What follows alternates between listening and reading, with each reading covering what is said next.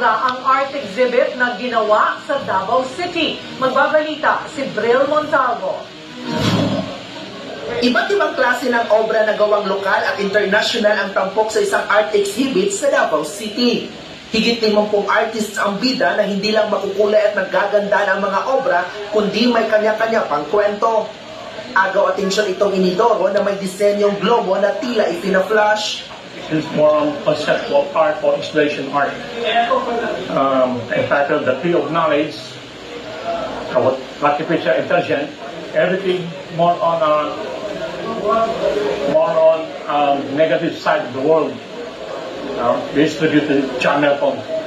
Ang painting naman ito na pinamagatang End of Fairy Tales, sumasailalim sa buhay ng tao na di lahat na pagbibigyan ng happy endings na gaya sa mga fairy tales.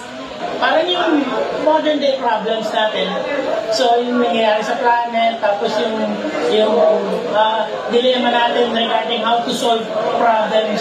Tapos yung alongside yung technology. So more bilis yung technology, pero we tend to get confused how to address yung napapalak ng problems ng planeta.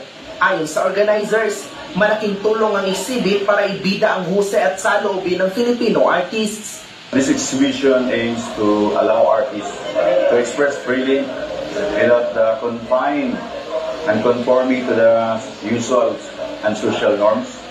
So it's something provocative, experimental, transcending and exploratory. Sa mga gusto pang dumalo at matunghayan ang nasabing exhibit, magtatagal ito hanggang March 2, 2025. Ako si Bril Montalvo para sa 1PH.